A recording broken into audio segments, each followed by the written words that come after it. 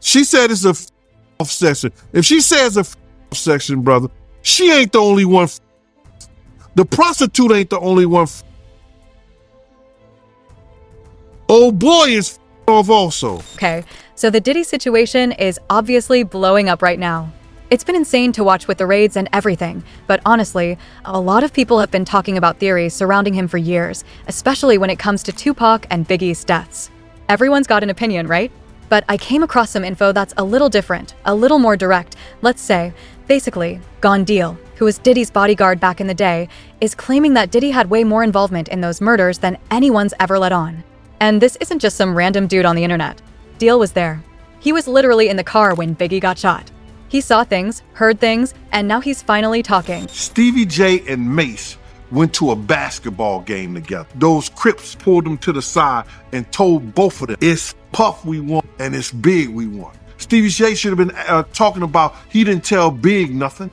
I even told Big before we left, if we go to this party, somebody gonna die tonight. If that ain't drugs that kid is taking that got him talking like that, man, the Pope ain't Catholic and the pig ain't poor. Before we get into the really crazy stuff, you got to understand the backdrop. It's the mid-92s East Coast versus West Coast hip-hop is at its peak and tensions are higher than Snoop Dogg at a Willie Nelson concert. Tupac and Biggie, who used to be like brothers, are now bitter enemies and everyone's taking sides. Then Tupac gets killed in Vegas in '96. 6 months later, Biggie gets murdered in LA. The cases go cold, and for years, all we've had are theories. But Gondil is connecting dots that the police apparently missed. He's revealing conversations that happened behind closed doors. And honestly, some of this stuff is going to make your jaw drop. He starts by saying that Diddy was extremely jealous of Tupac. And not just in a friendly competition kind of way, like deep personal jealousy. Diddy himself has even admitted he didn't know how to talk to women. While Pac had this natural charisma that just drew people to him. Deal says you could see the jealousy in Diddy's eyes whenever Tupac was around. And this jealousy, according to Deal, played a major role in what happened next. So, let's jump back to '94 for a second. Anyone who knows anything about hip-hop knows about the Quad Studios shooting. That's the night everything changed between Tupac and Biggie. Tupac was at Quad Studios in Manhattan to record with some other artists. When he got to the lobby, 3 men wearing army jackets robbed and shot him 5 times. He survived, but barely. The shooter was a guy named Isaac Dexter, who eventually confessed that he was paid $2,500 by Jimmy Henchman, a powerful music executive, to carry out the shooting. Now, back then, Jimmy Henchman was not someone you wanted to mess with. He had serious power in the music industry and serious connections on the streets. But here's where Deal's story gets really spicy. He claims that he was there that night to spy on Biggie. Jimmy Henchman allegedly told him that they were going to teach Pac a lesson because Pac owed him some money. So that's why Deal was at the studio when Tupac showed up. Pac owed Henchman money. And Deal is claiming that Diddy knew Jimmy Henchman was coming to hurt Tupac. Okay, so Gene says that Diddy was actually at Quad Studios that night. And get this, Diddy knew that Jimmy Henchman was coming to hurt Tupac, and he did absolutely nothing to stop it. Like, let that sink in for a second. Imagine knowing someone's about to get shot, and you just say nothing. You just let it happen. That's cold, man. That's really cold. Gene asked the question we're all thinking. Was Diddy's jealousy of Tupac so strong that he was okay with him getting hurt? Did he think, well, if Tupac's out of the picture, that's one less person outshining? I'll let you decide. But the fact that Diddy knew about this shooting and stayed silent, that's not just suspicious, that's downright disturbing. Now, let's fast forward to '96, when Tupac was killed in Vegas. This is where things get even more complicated and where even more people start pointing fingers at Diddy.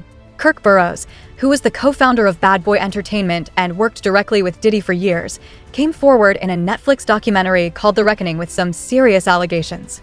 Kirk also said that, he feels like Diddy was behind P's murder. Yeah, if Diddy played a part in that stuff, like Kirk knew where the money came from. If you talk about the Vegas trip and the whole 9 yards, Kirk said that he paid for people to drive out to Vegas. But if Kirk knew and he was paying for people to drive out to Vegas in the whole 9 yards, it's hard to hide $1 million. I asked Boone. I said, yo, Boone, when did he get a record label? He said, you know how Zip is. I said, when he get a Zip record label? Zip had a check for $1 million. He said he got it from Barry Hankerson and Jimmy Henchman for his record label, Black Round Records. So now if that's true, we know Jimmy Henchman and Puff was cool. If that's the truth, you should be able to trace that where it came music from. Why did he get it? Kirk Burroughs says he believes Diddy had a lot to do with Tupac's death. And the reason that same jealousy we talked about earlier. Kirk says Diddy's jealousy over Tupac's success was out of control by this point. Tupac was bigger than ever. His album, All Eyes on Me, had just come out and was selling million. Tupac was on top of the world, and according to Kirk, Diddy couldn't stand it. But here's the really wild part. Kirk claims that Diddy made a very unusual request around the time of Tupac's death. He says Diddy wanted to rent cars to drive from New York all the way to Las Vegas during the weekend of the Mike Tyson fight. That's the same weekend Tupac was killed. Now, why would Diddy need to rent cars for a road trip from New York to Vegas? That's a 40-hour drive. People fly to Vegas. They don't drive across the entire country unless you're trying to transport something you don't want going through airport security. So then we get to the craziest part for me because it stops being about Tupac and Biggie. And it gets super personal. It came to light that this dude Diddy wanted Gene dead way before any of this YouTube stuff happened. I mean, I was just doing meetings with people in the street, not causing no trouble. Okay, so instead of going to the cops or his security, Diddy tells street dudes, people that did dirt for him, that he's looking for a guy to do Gone Dirty because I'm running my mouth on YouTube. Imagine that. He didn't tell the cops. He tells street dudes to come get me for speaking out on a YouTube channel. It came to life for y'all that this dude wanted me dead way before I came to YouTube because I was having meetings with serious dudes in the street and he refused to sit down. So, what did he do? He didn't tell his security team. He didn't tell the NYPD officers. He didn't tell none of the parole officer, anybody he had working for him that was offic. He told street dudes who had did dirt in the street. When y'all see Gene, y'all do him dirty because I came here and talked about the character of this dude wanted me dead. I didn't know. Y'all could find somebody else to play with. That goes to show you what kind of dude this is. Instead of coming to the table and saying Big and Tupac, he said it. This kind of character that y'all out here saying that y'all standing up for. Gone Deal found out years later that Diddy actually wanted him killed too. Let that sink in for a second. Diddy wanted his own bodyguard, his own loyal protector dead. Gone had saved Diddy's life before multiple times. He put himself in danger to keep Diddy safe. He was loyal, dedicated, and treated Diddy like a brother. They had history together. They had been through situations that bonded people for life. And how did Diddy plan to repay all of that loyalty? By having Gene murdered. Gene says he feels utterly betrayed. And honestly, who wouldn't? Imagine finding out that someone you trusted with your life, someone you protected and stood by through everything, wanted you dead.